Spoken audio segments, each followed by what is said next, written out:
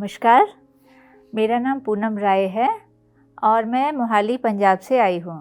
ध्यान की यात्रा मेरी 2022 जनवरी से हुई है और ये मेरे को ध्यान से को जो मिलाया है वो मेरी एक फ्रेंड ने मिलाया है।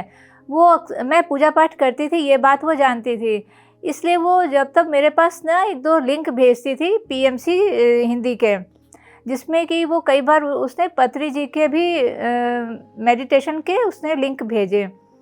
अच्छा, लेकिन उसने मेरे को बताया नहीं था कि ये है क्या। तो मैंने जब उसको खोला तो उसमें सिर्फ बांसुरी बहुत देर तक वो बजती रही, फिर मैं समझ नहीं पाई कि है क्या। फिर मैंने उसको पूछा कि ये तुमने भेजा था लिंक मेरे को, ये क्या था। फिर उसने मेरे को बताया कि ये पत्री जी हैं और ये ध्यान कराते हैं, पीएमसी हिंदी का ये लिंक है। फिर मैंने कहा ये क्या है, ध्यान क्या है। तो वो कहती ठीक है, अभी ये JTTP 16 शुरू होने वाला है, मैं इसका लिंक तुमको भेजूंगी। हमने कहा ठीक है।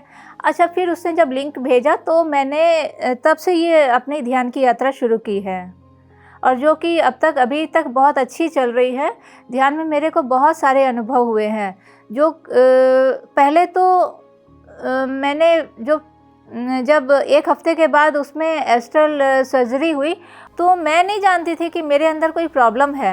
मैं सोफे पे बैठी हुई थी और जब वो प्रोसेस शुरू हुआ तब तक तो मैं बिल्कुल ठीक थी, लेकिन 10 मिनट बीतते बीतते मेरे पेट में बहुत तेज़ दर्द हुआ और मैं बहुत हैरान थी कि ये क्या हो रहा है। अभी तक तो मैं बिल्कुल ठीक थी, ये क्या हो रहा है।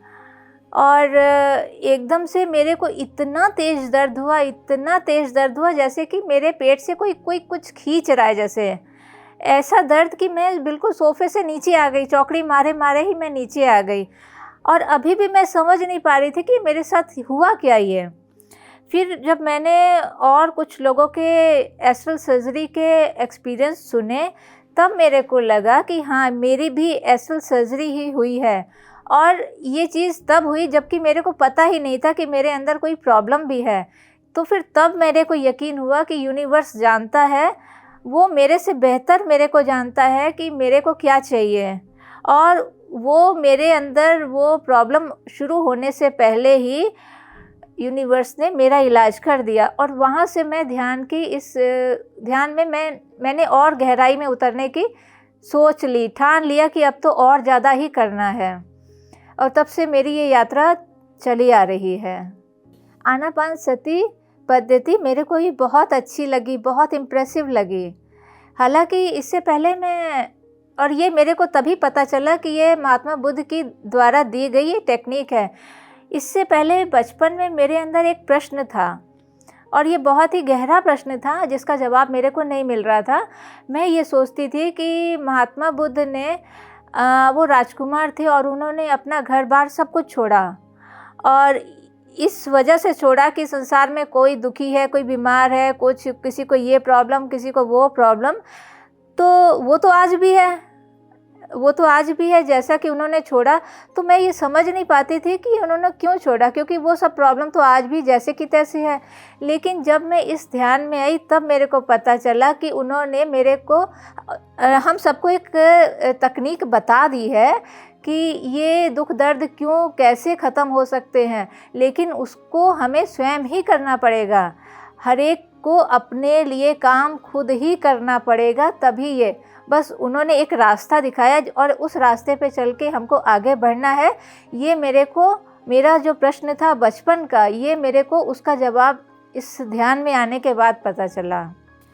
वैसे तो लाइफ बिल्कुल नॉर्मल थी, ऐसा कुछ नहीं था, लेकिन हाँ, मैं बहुत जल्दी रिएक्ट कर देती थी। कोई कुछ कहता था तो मैं बहुत जल्दी बोल देती थी। लेकिन इसमें आने के बाद अब मैंने चुप रहना वो सीख लिया कि ज़्यादा कुछ बोलने से कोई है नहीं और सबकी अपनी अपनी लाइफ है, अपनी जर्नी है और मैं अपना काम ठीक से कर रही हूँ। अगर इसके आगे कोई बोल रहा है तो फिर इससे मेरे को कोई असर पड़ना नहीं चाहिए और धीरे देर सबेर वो खुद भी समझ जाएगा कि वो सही है या वो गलत है, या मैं सही हूँ या मैं गलत हूँ। तो मैंने ये रिएक्ट करना जल्दी से छोड़ दिया। शुरू से मैं शाकाहारी नहीं थी, आज से कोई 23-24 साल पहले मैंने ये छोड़ दिया था।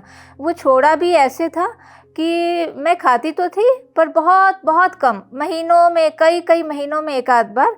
लेकिन जब मेरी बेटी का जन्म हुआ उसके बाद मैंने एक बार खाया तो मेरे पेट में बहुत तेज़ दर्द हुआ, बहुत तेज़ दर्द हुआ, इतना दर्द हुआ कि मेरे से सहन नहीं हो रहा था।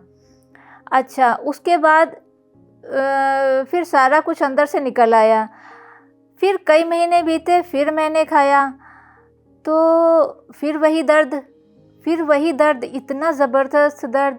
अच्छा, फिर मैंने दवाई लिया, फिर ठीक हुआ। जब उसके बाद फिर कई महीने के बाद फिर वही।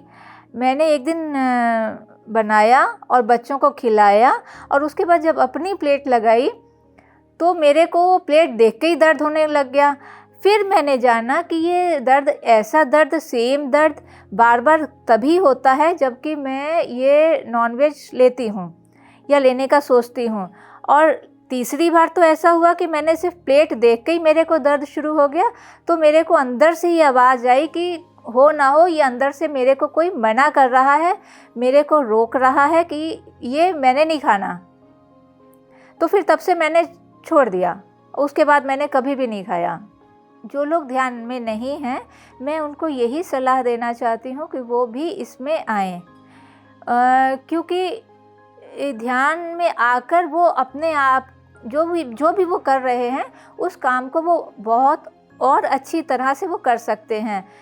उसमें उनको ज़्यादा एफर्ट नहीं डालना पड़ेगा, लेकिन उस काम को वो बहुत अच्छी तरह से कर सकते हैं। वो एक बार ये ट्राई करके तो देखें, उसके बाद उनको अपने आप महसूस होगा कि वो कहीं और बेहतर तरीके से अपने काम को कर पा रहे हैं, चाहे वो किसी भी फील्ड में हो। जो मेरी डेली लाइफ में जो कुछ होता है, कुछ खो जाता है, मैं बोल देती हूँ, मिल जाता है। कई बार तो ऐसा होता है कि कोई चीज़ खो जाती है तो मैं स्वप्न में देख लेती हूँ कि वो चीज़ कहाँ है। मेरे को ये इतने अच्छे एक्सपीरियंस होते हैं कि मेरे बच्चे भी मेरे को कहते हैं कि आपका क्या है, आप जाके पूछ लो, है, आप सपने में जाके देख लो। तो ऐसा भी होता है मेरे साथ। और एक तो अभी बहुत ही नया एक एक्सपीरियंस ऐसा था कि अगर आपने चंडीगढ़ बस अड्डा देखा है 43 का, तो आपको ऐसी बात बताते हैं कि आपको विश्वास नहीं होगा, लेकिन आपको विश्वास करना पड़ेगा। वो ऐसा हुआ कि मैं चंडीगढ़ बस अड्डे पर मेरी चाबी खो गई, घर की मेन डोर की चाबी खो गई। अच्छा, और वो मेरी झोली में ही रखी हुई थी। मेरे पास कोई उस वक्त बैग नहीं था और ऐसी ही रखी हुई थी। मैं बस अड्डे पे उतरी और जैसे ही उतरी वो दरवाज़ा खोला और वो चाबी गिर गई और मेरे को नहीं पता चला। उसके बाद हम लोग चले गए मार्केट, खूब सारी शॉपिंग की, 2-3 घंटे बीत गए और जब घर पहुंचने की बारी आई तो मैंने कहा अरे मेरी चाबी कहाँ गई। फिर ध्यान आया कि चाबी तो ज़रूर वहाँ गिरी होगी। अब मेरे हस्बैंड कहे नहीं, यहीं कहीं देखो गाड़ी में होगी, तो तुमने कहाँ गिरा दी है, चलो ताला तोड़ते हैं। हमने कहा ताला तोड़ना, घर का दरवाजे का ताला तोड़ना तो कोई उपाय नहीं है, क्यों तोड़ेंगे तो फिर उसको लगाना भी पड़ेगा, फिर तो हम कहीं जा भी नहीं सकते। तुम एक बार मेरी बात को मानो और चलो मेरे संग, हम वहीं चलते हैं। ये कहते कि तुम कैसी बात कर रही हो, इतनी दूर, अभी हम इतने वहाँ से इतने लोग जा चुके होंगे, चाबी तुम्हें मिलेगी, तुम भी क्या बात करती हो। हमने कहा नहीं, तुम एक बार मेरी बात पे तो विश्वास तो करो। अच्छा, और मैं पूरे रास्ते हनुमान जी से यही कहती रही, हनुमान जी आपने तो सब कुछ ढूंढ देते हो, आपने तो सीता माता को भी ढूंढ दिया, आप मेरी चाबी भी ढूंढ के दो। अच्छा, उसके बाद फिर हम वहाँ पहुँचे। ये मेरे को कह रहे थे, मेरे हस्बैंड मेरे को कह रहे थे कि कुछ नहीं होगा, तुम चलो हम ताला तोड़ते हैं। हमने कहा नहीं, ताला नहीं तोड़ना है, आज ताला नहीं टूटेगा, आज तो चाबी ही मिलेगी। फिर हम वहाँ पहुँचे तो मैंने एक रिक्शे वाले को पूछा वहाँ पहुँच के, तो वो कहता कि नहीं हमें तो नहीं मिली। फिर वहाँ पे एक चाय वाला था, तो मैंने उस चाय वाले को पूछा कि भैया यहाँ पे कोई चाबी तो नहीं आपको मिली। तो जब मैं उससे ये बात कह रही थी तभी वहाँ पे एक और ऑटो वाला आया और वो कहता कि हाँ हाँ हाँ, मेरे को पता है, मेरे को एक ऑटो वाले ने बताया था कि उसको एक चाबी मिली है, तो मैं उसको लेके आप मेरे साथ चलो, मैं चाबी दिलाता हूँ। अच्छा, तो वो मेरे को उस ऑटो वाले के पास लेकर गया और उसने मेरे को चाबी दे दी। और जब मेरे को इतनी खुशी हुई। अच्छा, मैंने फिर उससे उसका नाम पूछा, तो उसने मेरे को जो नाम बताया अपना, उससे तो मेरे को और ज़्यादा पता नहीं कितनी हैरानी और कितनी खुशी हुई। उसने मेरे को अपना नाम बताया, हनुमंत। अब आप बताओ कि मैंने हनुमान जी से ही तो कहा था और हनुमान जी ने ही तो लाके मेरे को चाबी दे दी। तो इस तरह की जो डेली लाइफ में जो इस तरह की बातें होती हैं, वो तो मेरे को बहुत ज़्यादा आश्चर्य में डाल देती हैं।